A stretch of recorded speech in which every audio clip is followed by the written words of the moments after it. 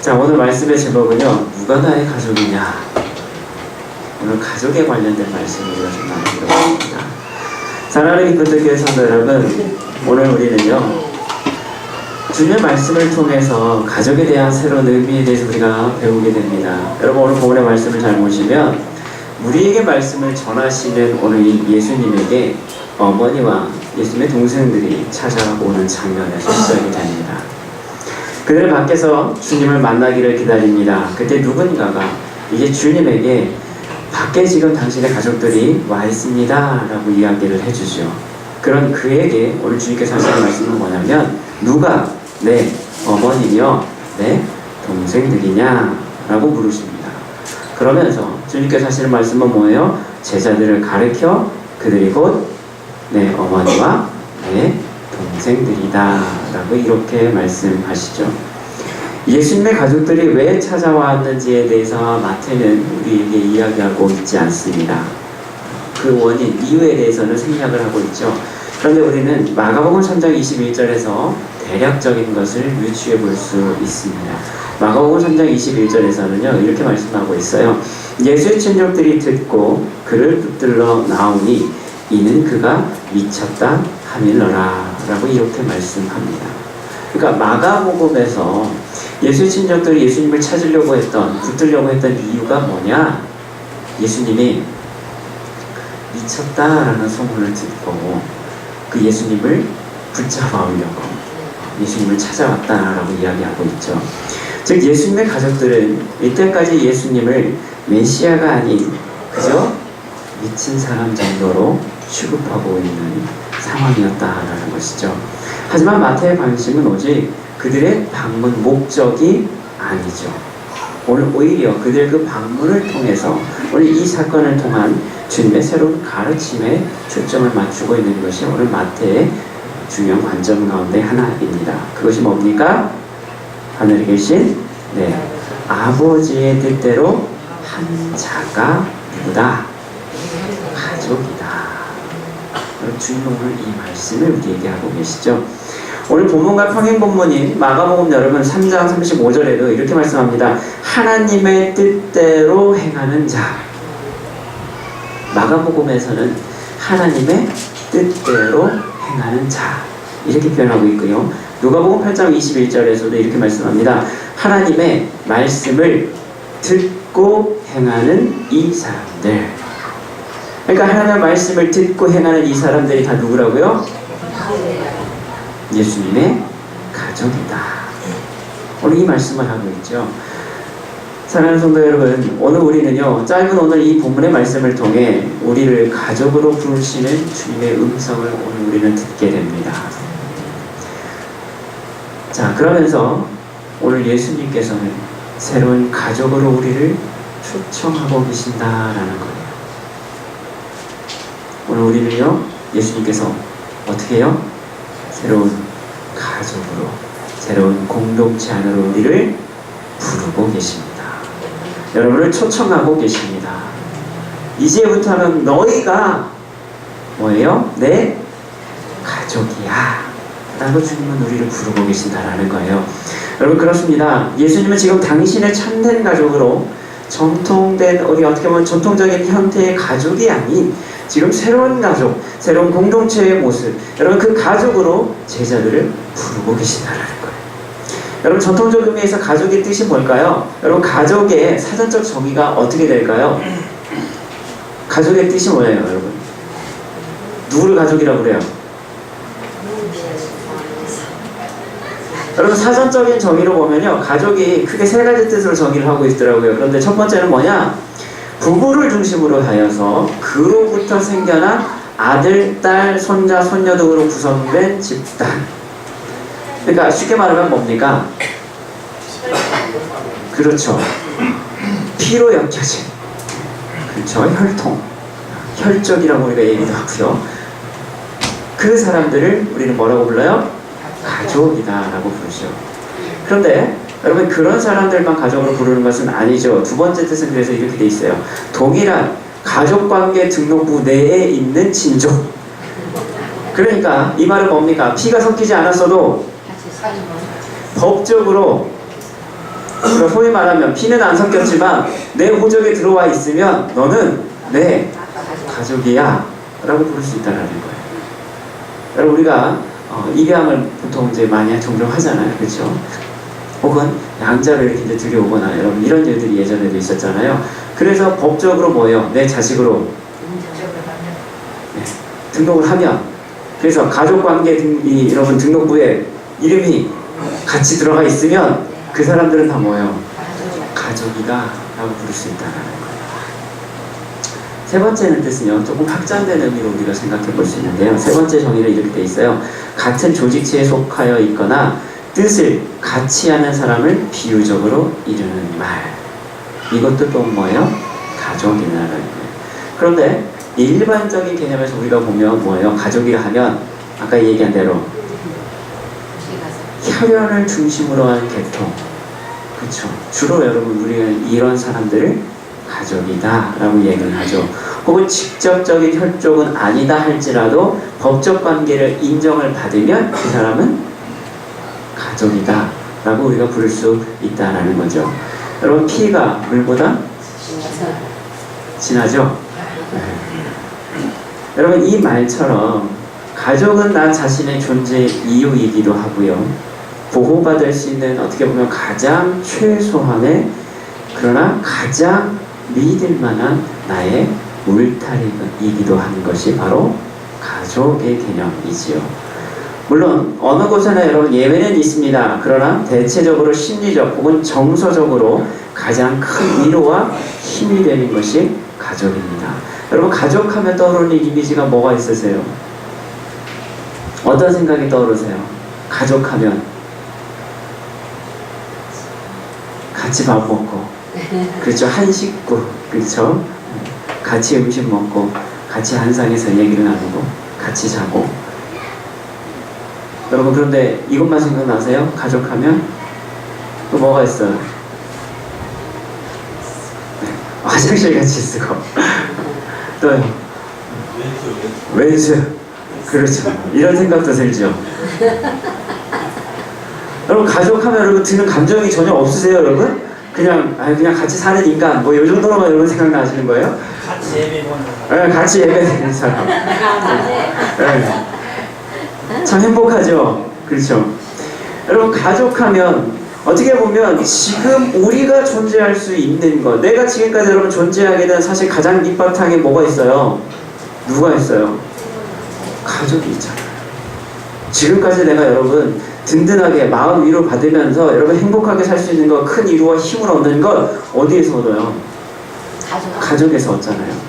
저는 지금 일반적인 얘기를 여러분 하고 있어요. 물론 예외적인 경우도 있기 때문에 제가 조심스럽긴 하지만 일반적인 가족의 개념, 여러분 그 이야기를 지금 우리가 나눌 수 있다는 거예요. 어떻게 보면 지금 오늘 예수님께 찾아온 이 가족들, 어머니와 동생들은 예수님에게 있어서는 뭐예요? 그런 혈연 관계에 있는 여러분 가족인 건 분명합니다. 그렇죠. 가족의 일반적인 개념은 그랬어요. 그래서 우리가 이 땅의 삶이 전부라고 생각하는 사람들에게 있어서는요, 가족이라고 하는 것이 뭐예요? 굉장히 그만큼 더 소중하게 여길 수밖에 없어요. 왜요? 다음이 없거든요. 이 땅에서 누리는 게 다거든요. 이게 최선이고요. 그렇다면 여러분 여기에서 이 땅 가운데 사는 동안 내가 가족이라고 하는 관계 여러분 얼마나 귀한지 몰라요. 여러분 우리 믿는 사람들도 마찬가지잖아요. 그렇죠? TV에서 가족에 대해서 여러분 이야기하는 이런 프로그램들이나 다큐멘터리 여러분 보다 보면 여러분 그거 보면서 어떤 생각 드세요? 여러분 보면서 야 가족이란 저런 것이 여러분 이런 생각도 들고 가슴이 뭉클한 여러분 그런 감동도 여러분 얻게 되고 그러면서 평상시에는 그렇게 왼수 같던 여러분 식구들도 가끔가다 여러분 좀 애틋한 마음도 들고 여러분 이런 감정이 일어나는 것이 자연스러운 것이잖아요. 그렇죠? 예, 물론 현실에서는 여러분 화도 내고 좀 어떨 때는 참 무신경하게 반응할 때도 있고 가장 많이 싸우는 존재가 여러분 가족이 될 수도 있지만 매일 여러분 한 번씩 싸우기도 하고요. 그죠? 제일 많이 싸우는 게 여러분 어떻게 보면 가족일 수도 있어요. 저희 애들도요 하루에 한 번씩 막 싸웁니다. 제일 친하게 지내면서도 매일 싸우는 게 여러분 또 가족이에요. 네, 그렇죠. 그게 가족이라는 특징인 것 같아요. 어쨌든 여러분 이런 반응들 보이고 자주 싸우기도 하고요. 여러분 부부간에도 마찬가지잖아요. 매일 싸우는 부부 계시죠? 네, 있어요. 네, 계시죠? 일주일에 한 번 싸우는 부부도 계시죠? 여러분 옆에 계신 분 한번 얼굴 한번 쳐다보세요. 우리 몇 번 싸우죠? 여러분 한번 물어보세요. 그게 우리잖아요. 시간만 나면 싸우잖아요. 네, 여러분 이게 가족의 관계잖아요. 그렇죠? 그러나 어쨌든 사실은 가장 마음이 쓰이는 곳이 또한 가족이기도 합니다. 그것은 여러분 분명하죠. 애증의 관계죠. 왼수 같지만 그러나 여러분 거기에 가장 많은 관계, 마음이 쓰이는 곳이 또한 가족인 것이 또한 분명합니다. 여러분 우리 옆에 계신 분들 가족분 계시면 이렇게 한번 인사해 봅시다. 사랑합니다. 사랑합니다. 감사합니다. 네, 여러분 멀리 있다고 네, 지금 떨어져 있다고 여러분 나는 괜찮아 여러분 이렇게 하지 마시고요. 손 들어서 나도 사랑해 여러분 한번 인사 한번 할까요? 자 계시죠? 예 인사하겠습니다. 감사합니다. 감사합니다. 손 들고 이렇게 얼굴 쳐다보면서 해야죠. 감사합니다. 여러분 지금 아니면 또 언제 해보겠어요? 그래도 항상 여러분 마음 가지고 신경 쓰고 염려되고 그렇게 미워 죽겠다가도 그래도 남한테 당하는 거 보고 있으면 애틋하고 안타깝고 불쌍해 보이고 여러분 그런 것이 가족이 된 여러분 모습이잖아요. 그런데 우리가 이런 애틋한 감정, 사랑의 감정을 가지고 여러분 아무리 바라본다 할지라도 아무리 우리가 이런 생각을 가지고 이런 마음을 갖고 우리가 가족을 바라본다 할지라도 여러분 중요한 것이 하나 있어요. 그것은 뭐냐면 그것이 영원할 수 없다는 겁니다. 아무리 내가 가족을 사랑하고요, 이해하고요, 섬기고요 그렇게 한다 할지라도 때가 있다는 거예요. 영원하지 않다는 거죠. 여러분 그것이 우리가 가지고 있는 사실 가장 큰 한계입니다. 내가 많이 사랑하고 싶고요, 많이 주고 싶고요, 내가 가족을 위해서 평생을 헌신하고 싶고요, 여러분 그렇게 하고 싶어도 그것이 때가 있다는 거예요. 영원할 수 없다는 거죠. 내가 아무리 죽도록 사랑하고 마음 쓰고 애틋한 마음이 든다 할지라도 언젠가는 반드시 이별이라는 것을 하게 된다는 것이죠. 이미 많은 이별을 경험하는 분들이 이미 계실 것입니다. 심지어 어떤 이들에게는요 가족의 존재가 사실은 살아있는 동안에 사실은 원수보다도 못하게 될 수도 있습니다. 오히려 가족 때문에 내가 마음 아파하고요, 내가 힘들고요, 내가 고통스러울 수도 있어요. 그런 환경 가운데 있는 분들도 실제로 계시죠. 그런 어려운 가운데 있는 분들도 물론 있습니다. 지금 주님도 가족이라고 불리는 사람들에게 사실은 지금 어떤 취급받고 있어요? 미친 사람 취급받고 있는 거예요. 야 집안 망신하지 말고 빨리 와. 너 그런 소리 하지 마. 너 때문에 우리가 다 죽게 생겼어. 여러분 이런 생각을 갖고 있는 지금 그런 상황 가운데 놓여 있다는 거예요. 여러분 오늘 본문과 관련해서 그래서 카톨릭 학자들은 또 재미있는 이야기도 합니다. 뭐냐면 카톨릭에서는요 마리아가 영원한 천연성을 가지고 있다라고 주장을 합니다. 그러니까 성령으로 잉태해서 예수님을 낳고 나서 그 다음에 뭐예요? 자식들이 없었어? 라고 얘기해야 돼요. 왜요? 영원한 천연성을 주장을 해야 돼요. 성녀 마리아가 돼야 되기 때문에 그렇죠. 그러니까 인간적인 자녀들을 더 낳으면 안 되는 거예요. 그래서 오늘 이 본문을 그래서 어떻게 이야기하기로 하냐면 로마 카톨릭 교리에 따라서 그들이 이렇게 해석을 합니다. 예수님의 형제들로 표현된 부분에 대해서 그들이 예수님의 사촌들이거나 그러니까 실제 진짜 친동생들이 아니라 예수님의 사촌동생들일 것이다 라고 이야기를 하거나 혹은 또 이렇게 해석을 해요. 뭐냐면 요셉이 사실은 마리아하고 결혼하기 이전에 결혼했던 그래서 결혼해서 생겨난 자녀들이다 라고 이렇게 제안을 하기도 합니다. 그러나 우리가 볼 때 문맥적으로 보면 뭡니까? 대체로 예수님과 피를 나눈 형제들이 더 자연스럽다라고 이렇게 우리는 볼 수 있죠. 자 그렇다면 오늘 그들이 예수님을 대하는 태도 또한 굉장한 애증의 관계 가운데 있지 않았을까 우리는 생각해 볼 수 있다는 거예요. 그렇죠. 피를 나눈 형제라고 한다면 분명히 예수님을 위하는 마음이 그들에게도 있었을 것입니다. 그러나 또 하나는 뭐예요? 저 형 때문에, 저 오빠 때문에 우리 집안 방식이 아니면 어쩌나. 아우, 저 사람 왜 이렇게 곤란하게 하나. 여러분, 어느 집에나 가나 꼭 말썽 일으키는 분 하나씩은 있잖아요. 그쵸? 그거 나는 아니죠? 있잖아요. 그런 마음이 여러분 있었을 것이라는 거예요. 미쳤다는 거 지금 막 소문이 들려요. 야, 괜히 지금 저렇게 하면 안 되겠다. 빨리 가서 지금 붙잡아 와야 되는데, 여러분, 이런 마음들이 아마 그들에게 있었을지 모른다는 거예요. 그런 지금 그들이 어디에 가 있어요? 지금 밖에 서서 주님을 기다리고 있는 상황인 거예요. 지금 오늘 장면은요, 바로 그 상황을 지금 이야기하고 있는 거예요. 밖에 서서 주님이 지금 오기를 기다리고 있는 거예요. 이제 주님은 당신의 가족들의 방문을 통해서, 오늘 이 사건을 통해서요, 오늘 우리에게 새로운 가족의 모습을 지금 말씀해주고 계시는 거예요. 주님은 지금 혈통적인 가족이 아닌 새로운 가족과 함께 안에 거하고 계시는 그 그림을 대비해서, 대조해서 지금 우리에게 보여주고 계시는 거죠. 지금 마태가 묘사하고 있는 장면이 바로 이거예요. 지금 예수님의 친족이라고 할 수 있는 가족들이 지금 어디가 있어요? 밖에서 서서 기다리고 있어요. 그런데 예수님은요, 안에서 제자들과 함께 이야기를 하고 있었어요. 여러분, 지금 마태는요, 이 그림을 대비로 지금 보여주고 있어요. 그림을 이렇게 묘사를 하고 있는 거예요. 이 장면을 이렇게 상징적으로 지금 묘사를 합니다. 그러면서 이 이미지, 이 그림에 그래서 핵심 단어가 있다는 건 뭐냐면 밖에라는 단어예요. 이 밖에라는 단어를 통해서 두 그림을 지금 비교해서 지금 보여주고 있는 거예요. 하나는 뭐예요? 진짜 가족들이 밖에 서 있어요. 그런데 예수님이 인정하시는 가족들은요, 어디에 있어요? 안에 있어요. 안에 있어요. 여러분, 밖에라는 단어, 이 마태는요, 이 단어를 통해서 지금 아브라함의 후손임을 주장하는 혈통적인 유대인들의 모습, 우리는 아브라함의 후손이야, 우리는 선민이야, 우리는 구원받은 백성이야 라고 하는 그들로 상징되는 여러분 밖에 있는 그들의 모습과 오늘 예수님이 가르치시는 교회로 대변되는 새로운 가족의 이미지를, 그것을 오늘 이 밖에라는 단어를 통해서 두 그림으로 나누고 있어요. 여러분, 마태복음 우리가 주제에 대해서 계속 보잖아요. 지금 항상 이렇게 대조하는 이 그림들을 계속 묘사하고 있는 것을 보게 되죠. 오늘 똑같아요. 이 장면을 보면요, 두 장면이 지금 비교가 되고 있어요. 밖에라는 이 단어를 통해서요, 딱 구별이 돼요. 밖에는 누구예요?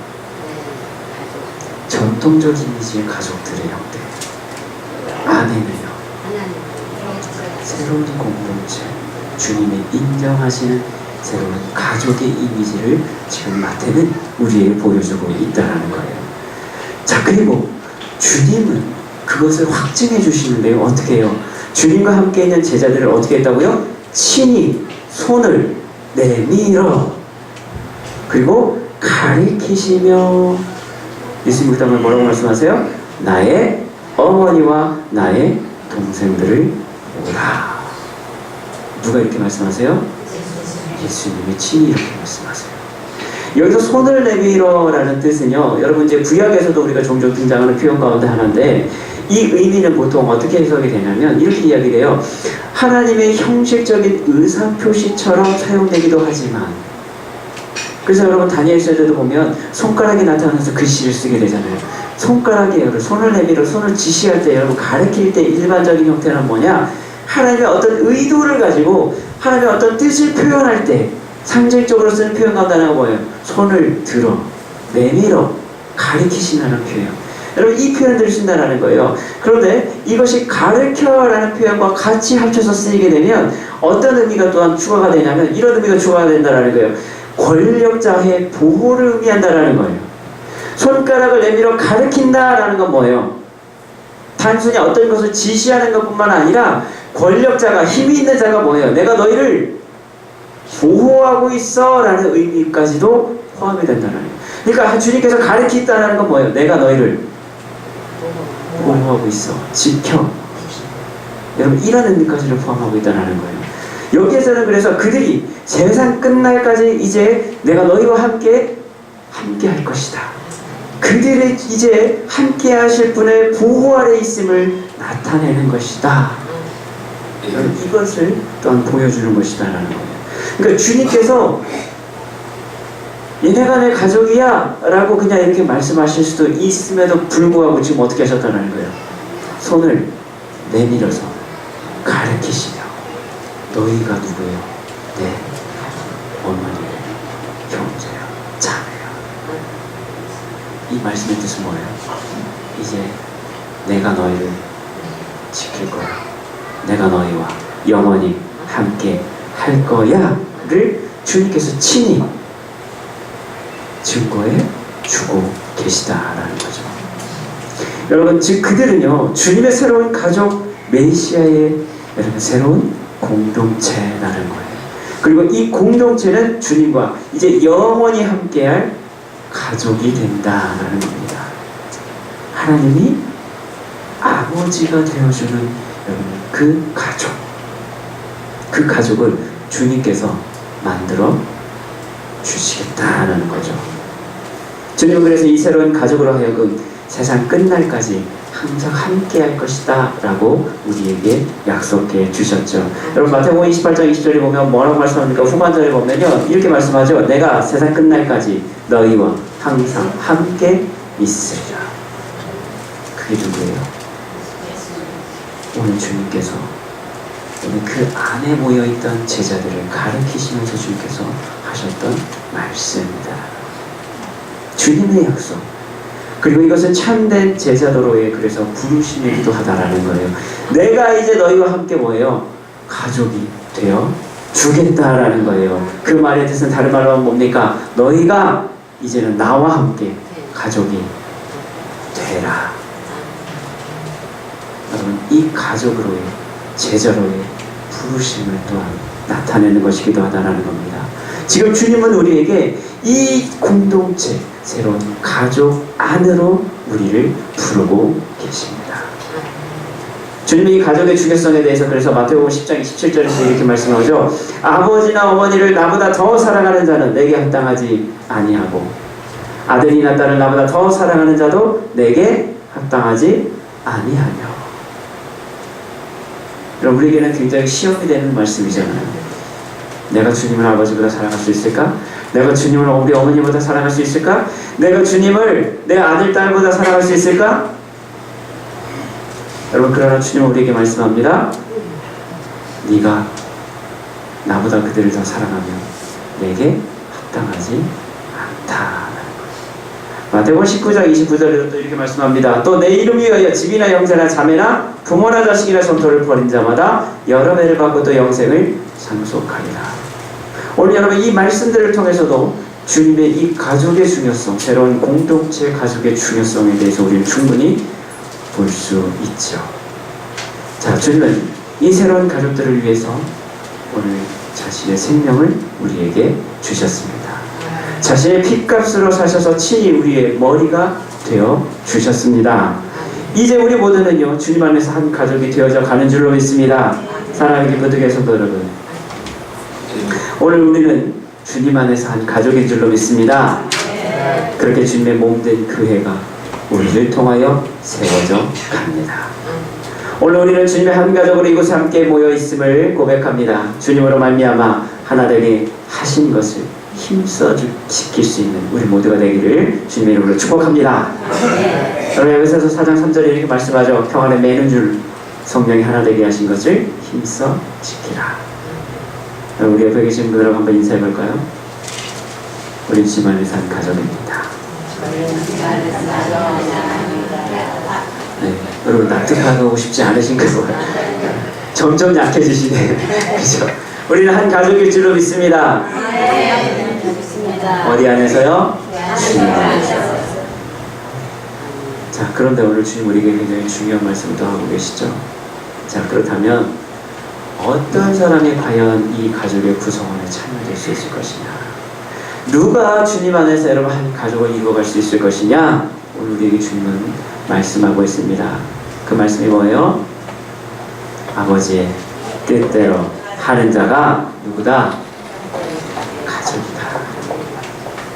아버지의 뜻대로 하는 자가 여러분 가족이라는 거예요. 주님은 오늘 우리가 주님의 이 가족 안에 공동체 안에 들어오기를 원하고 계십니다. 그래서 우리를 부르시죠. 그런데 그 부름 가운데 여러분 그 부름 안에 들어갈 수 있고 여러분 그 안에 거할 수 있는 사람들이 있다라는 거예요. 그 사람이 누구냐?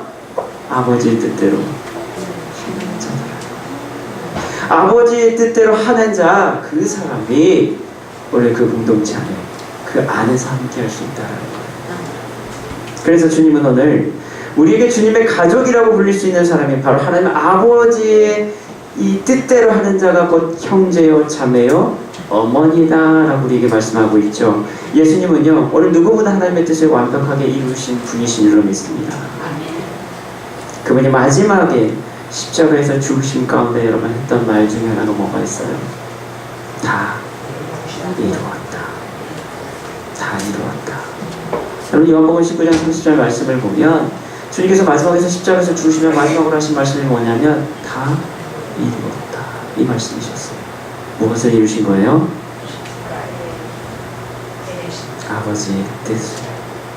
아버지가 예수 그리스도를 통해서 이루고자 하셨던 그 뜻을 뭐예요? 나는 다 이루었다. 이제 죽어도 되겠다. 주님이 그 말씀을 하시면서 십자가에서 죽으셨죠. 이제 당신을 따라서 우리가 하나님의 뜻을 이루어 나가는 자들이 곧 새로운 공동체 그리고 교회 공동체 여러분 나아가서 천국 공동체에서 한 가족이 될 수 있음을 주님 우리에게 지금 말씀하고 계십니다. 내가 그 뜻을 다 이루었던 것처럼 너희도 이제 하나님의 그 뜻을 이루어가면 너희도 나와 함께 한 가족이 될 수 있다라는 것이죠. 사랑하는 기쁨의 교회 성도 여러분, 자, 그렇다면 여기서 이제 우리에게 중요한 문제가 하나 생기죠. 뭘까요? 중요한 문제가 하나 생겨요. 우리 이제 고민해봐야 돼요, 여러분. 뭐예요? 그럼 아버지 뜻이 뭐야, 여러분? 그쵸? 이 질문을 우리 해봐야 돼요. 아버지의 뜻이 도대체 뭡니까? 여러분, 우리는 이런 질문을 해볼 필요가 있다는 거예요. 그분이 우리를 통해서 이루고자 하시는 뜻이 그 일이 과연 뭘까? 여러분 우리는요 주기도문을 통해서도 날마다 그 기도를 우리 이미 하고 있어요. 어떻게 하고 있어요? 뜻이 하늘에서 이루어진 것 같이 어디에서도 땅에서도 이루어집니다. 아버지의 뜻이 하늘에서 이루어진 것 같이 땅에서도 이루어집니다. 여러분 우리는 날마다 이렇게 기도하잖아요. 그쵸? 우리는 이전에 마태복음 6장에 바로 이 주기도문의 강해를 통해서 여러분 이것을 살펴봤던 적이 있습니다. 오늘 하나님의 기뻐하시는 뜻이 과연 뭘까? 여러분 하나님 기뻐하시는 게 뭘까요? 그래서 우리는 성경을 봐야 되죠. 그렇죠. 성경을 여러분 주야로 묵상하고 여러분 우리를 사고합니다. 그쵸? 해야 돼요. 그래야지 그 안에서 하나님의 뜻을 찾을 수 있기 때문에 그렇습니다. 성경을 여러분 우리가 읽지 않고 어떻게 과연 하나님의 뜻을 알 수 있을까요? 없다는 거예요. 그런데 예전에 제가 여러분들과 한번 나눴던 말씀 가운데요 몇 가지가 있어요.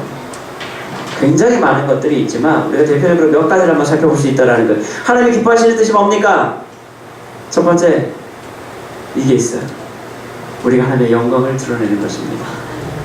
고린도전서 10장 31절 말씀처럼 우리가 하나님의 영광을 돌리는 삶, 우리가 무엇을 하든지 먹고 마시든지 또한 하나님께 영광을 돌리는 삶을 사는 것, 그것이 뭐예요? 하나님이 기뻐하시는 뜻이다라는 것. 우리를 통해서 영광 받기를 원하시는 것이 하나님의 뜻인 줄로 믿습니다. 두 번째는 뭐예요? 뭐가 있을까요? 우리가 거룩해지는 것입니다. 데살로니가 4장 3절 말씀처럼 우리가 거룩한 삶을 사는 것, 그것이 하나님이 기뻐하시는 뜻인 줄로 믿습니다. 세 번째, 우리가 하나님의 뜻에 순종하는 것입니다. 하나님 우리가 하나님의 뜻에 순종하기를 원하십니다. 하나님의 말씀에 순종하기를 원하시죠. 네 번째 또 뭐가 있을까요? 하나님을 사랑하고요 이웃을 사랑하는 것입니다. 예수님께서도 우리에게 말씀하고 있죠.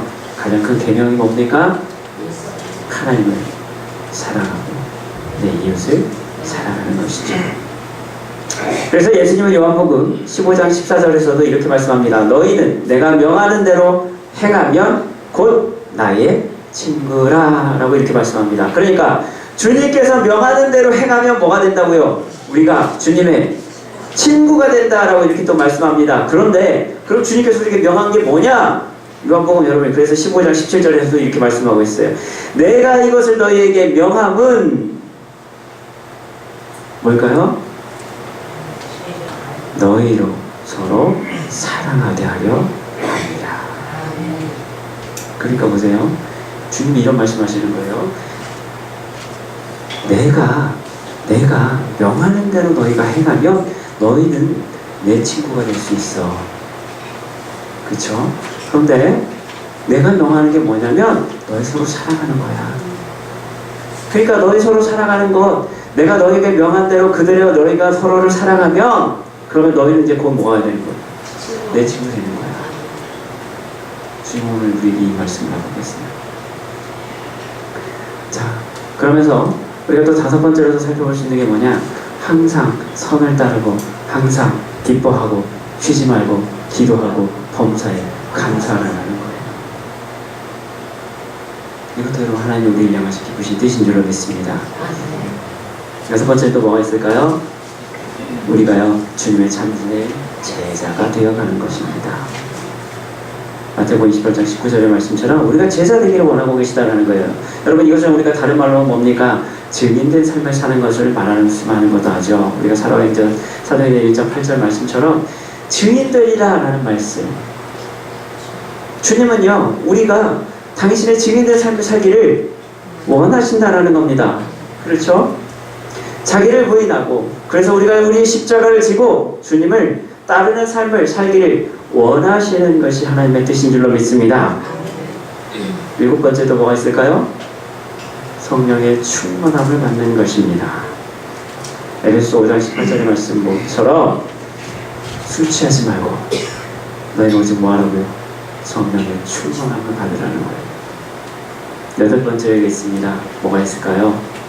모든 사람이 구원에 이르는 것입니다. 이것이 하나님이 기뻐하시는 뜻이다라는 거예요. 모든 사람이 구원에 이르기를 원하는 것. 여러분 그리고 이것을 위해서 우리가 또 해야 될 아홉 번째가 있어요. 그게 뭐냐? 아홉 번째 하나님의 아름다운 덕을 선포해야 한다라는 것입니다. 그것이 뭐예요? 하나님이 기뻐하시는 뜻이다라는 거예요. 여러분 이처럼 성경은요 오늘 우리에게 하나님의 기뻐하시는 뜻에 대해서 굉장히 다양하게 우리에게 말씀하고 있습니다. 여러분 이 외에도 훨씬 많죠. 자, 우리 교회의 이름이 여러분 기쁜 뜻 교회인 이유가 있죠. 왜 그렇습니까?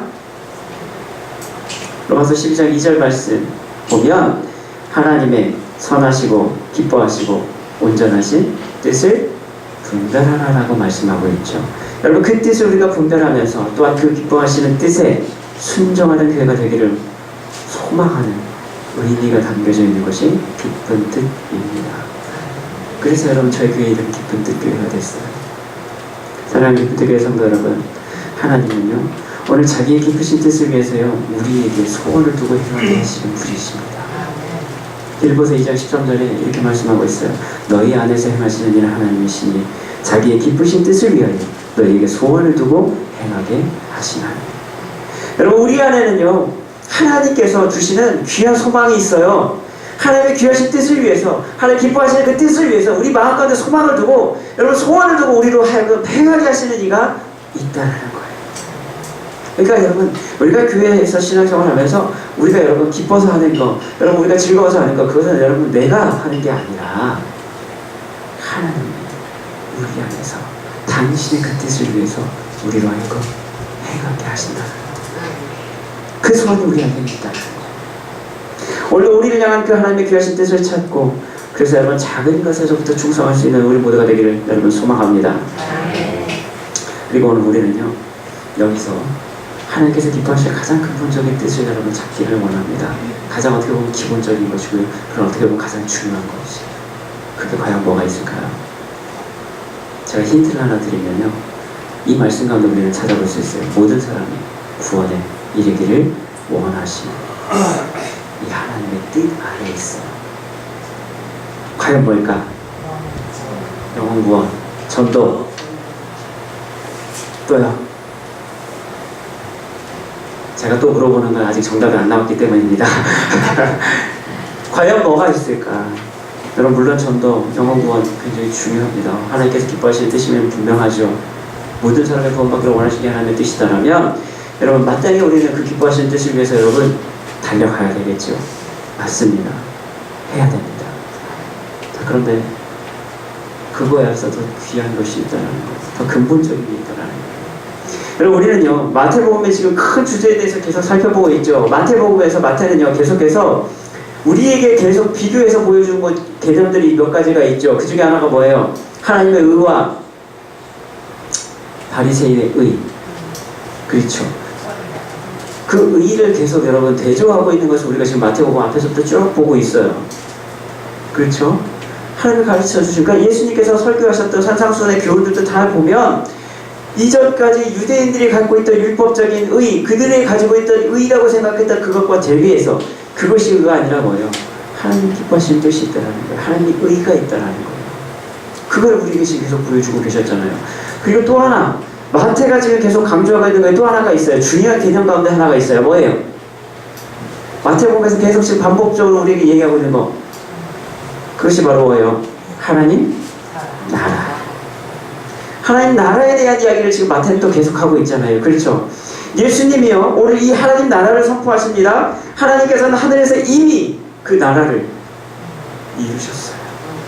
여러분, 이미 새 예루살렘 하늘에 우리를 위해서 예비되어 있는 줄로 믿습니다. 그 새 예루살렘, 여러분, 새 하늘과 새 땅이 이미 하나님께서 완성해 놓으셨어요. 만들어 놓으셨어요. 그 땅이 이제 어디에서? 이 땅 가운데에서 이루어지기를 원하고 계신다는 거죠. 그것을 위해서 누가 오셨어요? 예수 그리스도가 우리에게 오셨잖아요. 그렇죠? 여러분, 그분이 그래서 이 땅 가운데 여러분 오셨다는 거예요. 오늘 하나님께서 하늘에서 이미 이루신 그 하나님의 나라를 오늘 이제 예수 그리스도가 이 땅에서 그 나라를 이루어가고 계시다라는 거죠. 예수 그리스도를 통해서 오늘도 이루어가고 계신 줄로 믿습니다. 오늘 이 하나님 나라를 이루어가는 것, 이것을 우리는요 하나님의 일이다라고 이야기할 수 있다라는 거예요. 그리고 요한복음 6장, 여러분, 그래서 29절에서도 이렇게 말씀합니다. 예수께서 대답하여 이르시되 하나님께서 보내신 이를 믿는 것이 하나님의 일이다 라고 하셨다. 여러분, 이 말씀이 중요합니다. 6장 29절 보면 예수께서 대답하여 이르시되 하나님께서 보내신 이를 믿는 것이 하나님의 일이니라. 하나님의 일이 뭐라고요? 하나님께서 보내신 이를 믿는 것이 뭐다? 하나님의 일이다.